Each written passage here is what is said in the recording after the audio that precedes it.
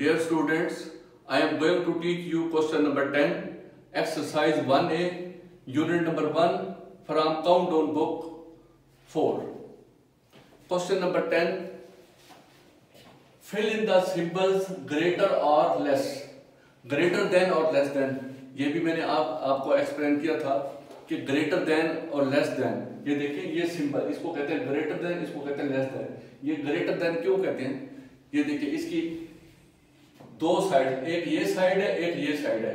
अब आप बताएं इसकी ये साइड बड़ी है या ये साइड बड़ी है, ये वाली, ये इतनी बड़ी साइड है, आगे जाके छोटी हो जाती है, तो एक साइड छोटी है एक बड़ी है, ऐसे ओपन है, ये इसका ऐसे ना देखो जैसे माउथ ओपन होता है, तो ये ओपन है, ये बड़ी साइड है, तो इसको बोलते हैं ग्रेटर देन। ये छोटी साइड हो तो इसको बोलते हैं लेस देन। यानी कि ये देखिए अगर ये 7 है और ये 5 है, ये 7 बड़ा है ना, तो अगर 7 बड़ा है तो इसका जो बड़े साइड है ओपन वो 7 की तरफ होगा, ये यूं, ये बड़े 7 और छोटी साइड 5 की तरफ होगी।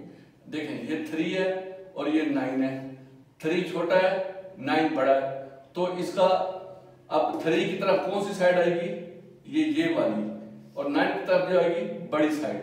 तो जो छोटा होता है उसकी तरफ ये छोटी साइड, इसको बोलते हैं 3 इज स्मॉलर देन या 3 is less than 9, 7 is greater than 5। ये ग्रेटर देन है, ये लेस देन हो तो उसके लिए ये छोटा 3 लेस है, 9 बिग है, less than 9, 7 is greater than 5। तो ये इसका सिस्टम है ग्रेटर और लेस का।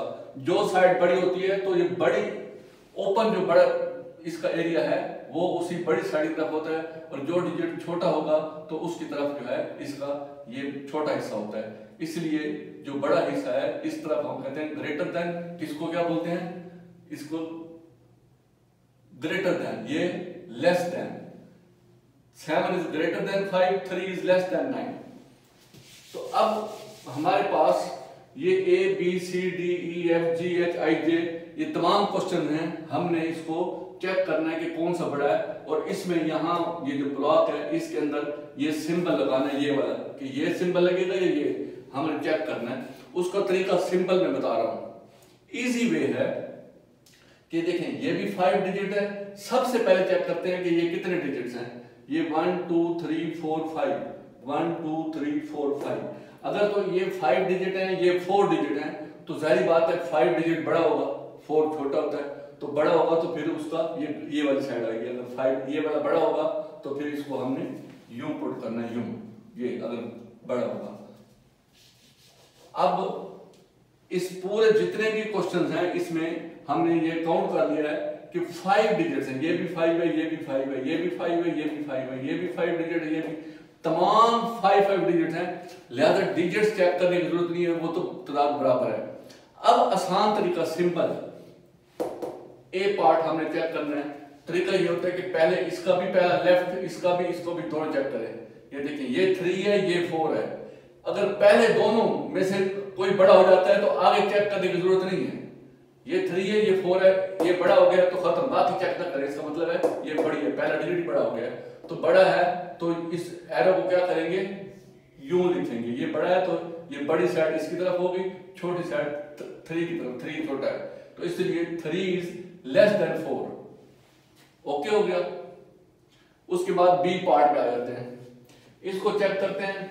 पहला डिजिट इसका भी 4 है, इसका भी 4 है, तो ये पहले डिजिट में दोनों बराबर हो गए। फिर अब दोनों का दूसरा डिजिट चेक करेंगे, इसका भी दूसरा, उसका भी दूसरा। पहला क्यों गए, ये भी 4 है, ये भी 4 है, बराबर हो गए। आगे चले, इसका जो दूसरा सेकंड डिजिट है वो 2 है, इसका सेकंड 1 है, तो ये जीत गया। जब भी दूसरे पहले पे जीतता है तो खत्म, विनर कर दें। अगर दूसरा देख के पहला बराबर है, इक्वल है, फिर देखना है कि दूसरा डिजिट दोनों का, अगर दूसरे में बराबर है फिर तीसरा चेक करें दोनों का, तो तीसरे में अगर जीत जाते हैं तो ओके, आगे भी चेक नहीं करना। तो ये पहला दोनों का 4 बराबर हो गया। दूसरा डिजिट इसका 2 है, इसका 1 है, तो ये जीत गया 2। तो अगर ये जीत जाता है तो इसको हम यूं लिखेंगे, ये बड़ा है तो ये बड़ी साइड इस तरफ, छोटा है तो ये, इसको बोलते हैं कि 42 इज ग्रेटर देन 41। अब बी पार्ट है, उसके बाद सी पार्ट पे आते हैं। सी पार्ट में इसमें देखें ये 7 है पहला डिजिट, इसका पहला 6 है, तो यहीं से जीत गया, आगे चेक करने की जरूरत ही नहीं है, पहला देख लिया ये 7 है 6 है, तो ये बड़ा हो गया, तो इसका मतलब ये बड़ी वैल्यू है। तो अगर ये बड़ा है तो ये छोटा है, इसको हम यूं लिखेंगे, ये बड़ी साइड इस बड़े डिजिट की तरफ होगी, छोटी साइड छोटे की तरफ। ये इसको कहते हैं 74,000 is greater than 68,099 990। अब इस पे क्वेश्चन सी के बाद है क्वेश्चन डी। डी में देखें ये 55 है, ये भी 55 है, ये देखें ये यहाँ तक दोनों इक्वल हो गए। उसके बाद इसका थर्ड पार्ट 6 है, इसका 7 है, ये 6 है ये 7 है, तो इस 6 और 7 में से कौन सा बड़ा है? 7 बड़ा है, तो बस आगे चेक नहीं करेंगे। तो इसका मतलब ये है कि ये बड़ी साइड है, ये छोटी है, तो इसको कैसे लिखेंगे? ये छोटी साइड इस तरफ, बड़ी तरफ, इसको बोलते हैं this is smaller than less than this, इसको इसका ये सिंबल है। उसके बाद फिर पार्ट ई पार्ट पे आते हैं। देखें ये पहला इसका 80 है, ये भी 80 है, बराबर हो गए। उसके बाद ये 7 है, ये 0 है, तो ये बड़ा है ना 7, 0 छोटा होता है, 7 बड़ा है 0 छोटा है, तो क्या करेंगे 7 वाला बड़ा, तो ये इसकी बड़ी साइड इस 7 की तरफ आएगी, ये यूं, ये 80,753 इज ग्रेटर देन 80,029। अब एफ पार्ट पे आते हैं। 46 बराबर हो गया, उसके बाद ये 3 है, ये 1 है, तो ये बड़ा है 3 1 से, तो इसका मतलब है ये विनर है, ये ग्रेटर है, ये स्मॉलर है। तो इसको क्या करेंगे, ये इसका ये ग्रेटर है तो बड़ी साइड इस तरफ, स्मॉलर इस तरफ, इसको इस शेप में लिखेंगे कि 46,329 इज ग्रेटर देन 46,192 से। अब हम आते हैं जी पार्ट पे। ये देखें ये है पहला 4 है, दूसरा 4, ये बराबर हो गए। ये इसका दूसरा 8 है, इसका सेकंड पार्ट जो है 8, ये 9, कौन सा बड़ा है? ये बड़ा है, ये 8 छोटा है, 9 बड़ा है, तो बड़ा ये है, तो ये इसको यूं लिखेंगे, बड़ी साइड रहेगी, छोटी इधर, इसको लिखते हैं 48,521 इज स्मॉलर देन या लेस देन 49,999। उसके बाद इसका ये पार्ट एच पार्ट है।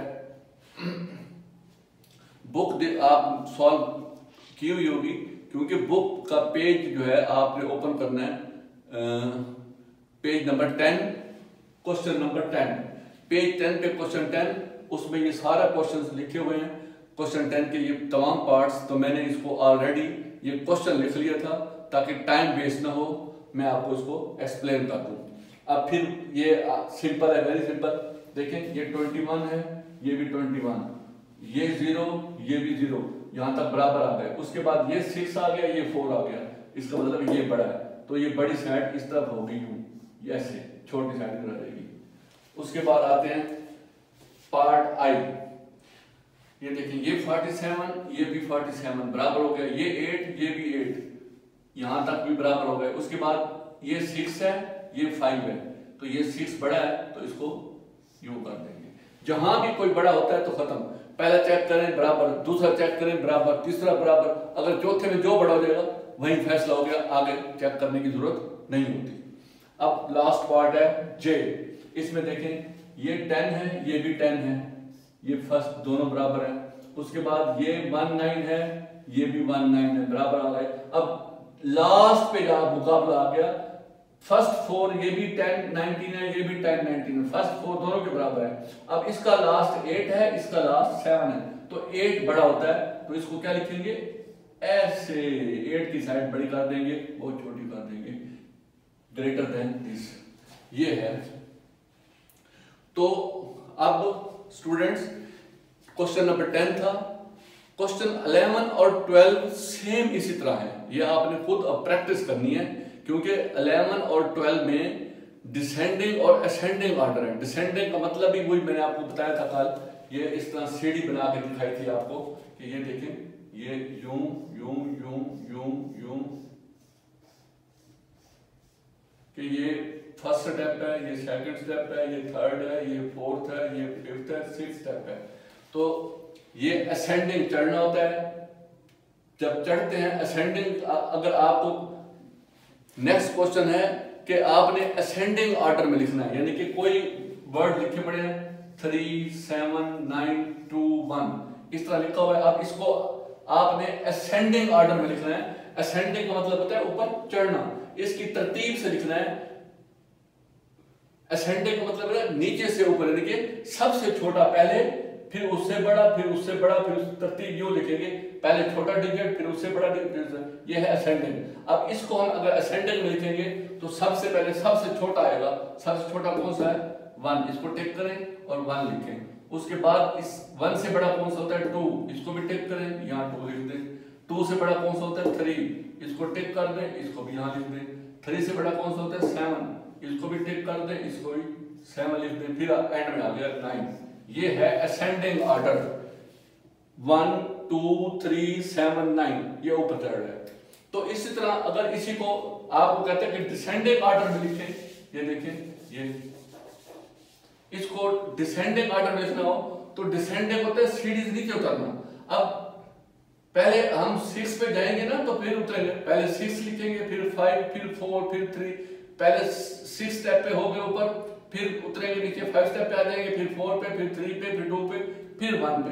यानी कि डिसेंडिंग ऑर्डर में सबसे जो बड़ा होता है वो पहले लिखते हैं। अब डिसेंडिंग ऑर्डर लिखना हो, 2 क्वेश्चन है, 10 क्वेश्चन के बाद 11 और 12, एक में डिसेंडिंग ऑर्डर में लिखना है, दूसरे में असेंडिंग ऑर्डर में। तो ये मैंने अभी लिखा था, ये अभी आपको जब लिख के दिखाया वो असेंडिंग ऑर्डर में था, पहले छोटा फिर बड़ा फिर बड़ा। अब मैं दोबारा इसको कर रहा हूं डिसेंडिंग ऑर्डर में, पहले बड़ा फिर छोटा फिर छोटा। तो सबसे पहले बड़ा लिखेंगे यहां पर, तो इन सब में से बड़ा कौन सा है? 9 इज द बिगेस्ट, पहले 9 लिख देंगे। ये अब डिसेंडिंग कर रहे हैं। उसके बाद 9 से कम कौन सा आता है? वो 7 है, इसको राइट लगाएं, यहां पर 7